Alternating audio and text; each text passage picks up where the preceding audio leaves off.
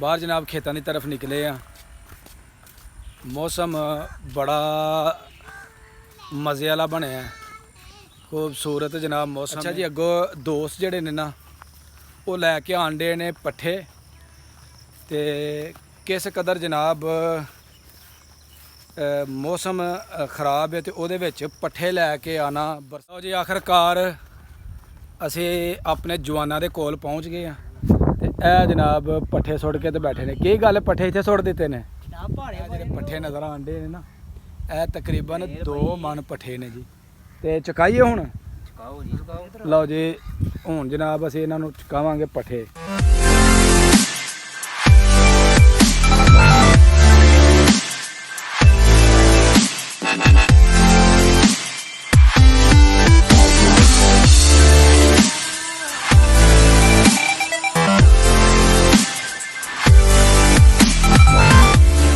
अस्सलामुअलैकुम दोस्तों, की हाल चाल है? ठीक हो?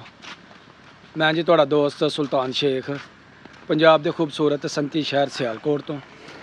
ते तुसीं वेखण दे हो मेरा यूट्यूब चैनल अपना पंजाबी व्लॉग। बाहर जनाब खेतों की तरफ निकले हैं। मौसम बड़ा मज़े वाला बनया, खूबसूरत जनाब मौसम है। ठंडी ठंडी हवा जिहड़ी ना वो चलन रही है। तो डेरियां दे लागे असीं आ गए हैं। इधर बच्चे जिहड़े ने वो जनाब दरख्तां दे नाल झूले लैन डे ने। ते दानी भाई इधर होंदे आइयो। तो जनाब मौसम जिहड़ा ना वो बारिश वाला वो हो चुकिया है। डेरे दे उपर जानवर जिहड़े ने वो जनाब आराम कर रहे ने, बजे ने। ओ भाजी वेखो, बंदा साड़ा फस गया। बंदे नूं हुण कड्ढन चले, रेस्क्यू करिए जनाब। हाँ जी भाजी, की हो गया? मौसम मैं कहना जी इस साइड ते बारिश होण डई जे, ते आइयो उधर बारिश की तरफ चली। ते कित्थों दी खड़ोगे गड्डी?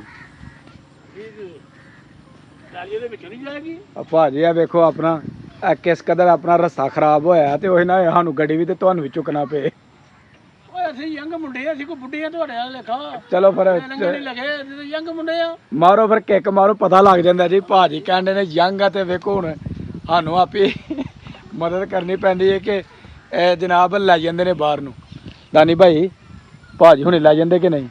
लै जाणगे, वो दिखाड़दे ने गड्डी इत्थों दी लंघ जानी। चलो जी वेखने। चलो जी भाजी मारो किक। दानी भाई मौसम के बारे च तुहाडा की कहना है? मौसम के बारे जिन्ना कह लो उन्ना ही थोड़ा। मौसम बहुत ही प्यारा बनया होया, तो मैं इसलिए अज ये मौसम इंजॉय करने लई काम ते भी नहीं गया है। ए जनाब वेखो इधर कैसा दानी साहब जिहड़ा ना दरख्तां दे उपर जनाब पूरा माशाल्लाह जिहड़ा ना वो जोबन है। दरख्त जनाब कमाल दे अपना जनाब लुक देन डे ने। ते मेरा ख्याल कहंदा वा कि बारिश भी जिहड़ी है ना थोड़ी देर तक वो आनी शुरू हो जानी। की ख्याल है? बिल्कुल।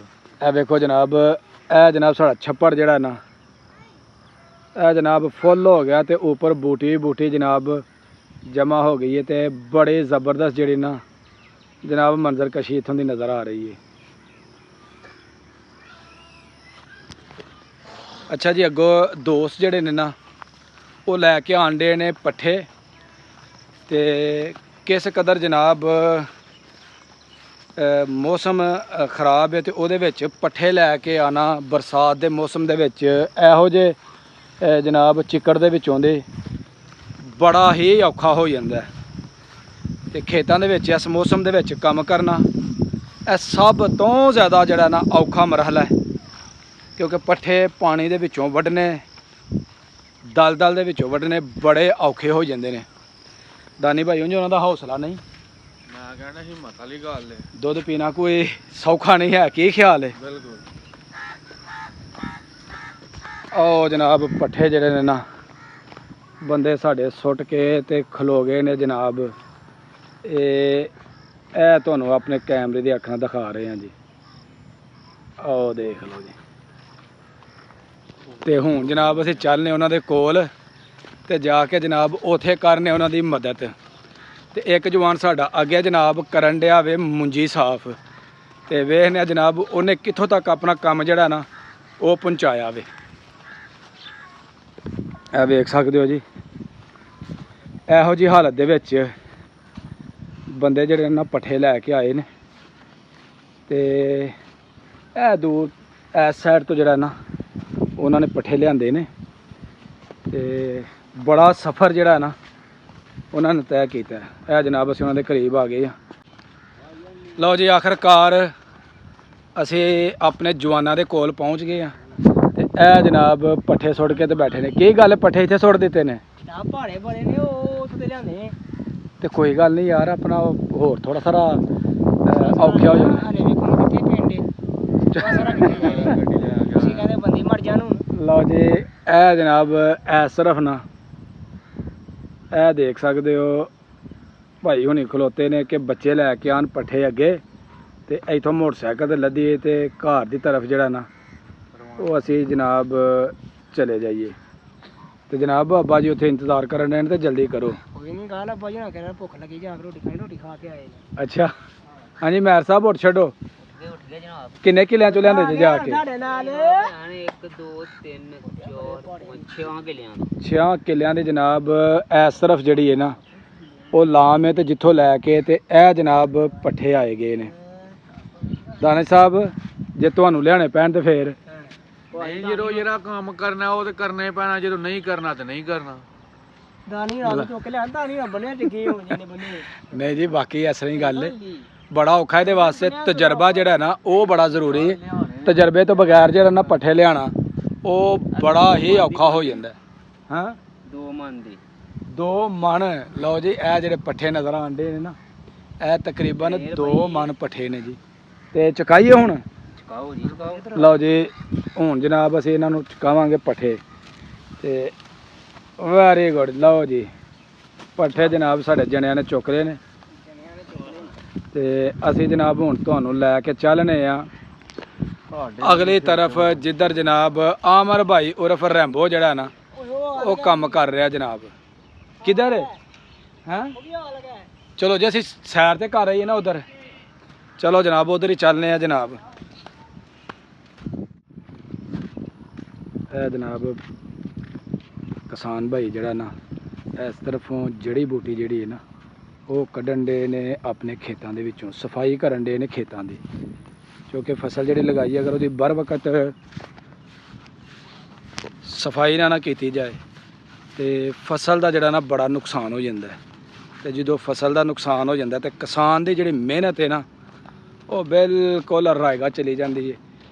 ਮਿਹਨਤ ਪੱਲੇ ਨਹੀਂ ਪੈਂਦੀ, ਕਿਸਾਨ ਦਾ ਜਿਹੜਾ ਨਾ ਨੁਕਸਾਨ ਉਹ ਹੋ ਜਾਂਦਾ ਸ਼ੁਰੂ। ਤੇ ਕਿਸਾਨਾਂ ਸਾਡਾ ਨੂੰ ਮਾਸ਼ਾਅੱਲਾ ਪਤਾ, ਬੜੇ ਸਮਝਦਾਰ ਨੇ ਤੇ ਬੜੇ ਜਨਾਬ ਆਪਣਾ ਅੱਛੇ ਤਰੀਕੇ ਨਾਲ ਕੰਮ ਕਰਦੇ ਨੇ। ਬਰ ਵਕਤ ਪਾਣੀ ਲਗਾਉਣਾ, ਬਰ ਵਕਤ ਸਫਾਈ ਕਰਨਾ, ਬਰ ਵਕਤ ਜਨਾਬ ਖੇਤਾਂ ਦੀ ਦੇਖਭਾਲ ਕਰਨਾ, ਇਹ ਮਾਸ਼ਾਅੱਲਾ ਪਾਕਿਸਤਾਨੀ ਕਿਸਾਨ ਜਿਹੜੇ ਨਾ ਬੜਾ ਖੂਬ ਜਾਣਦੇ ਨੇ।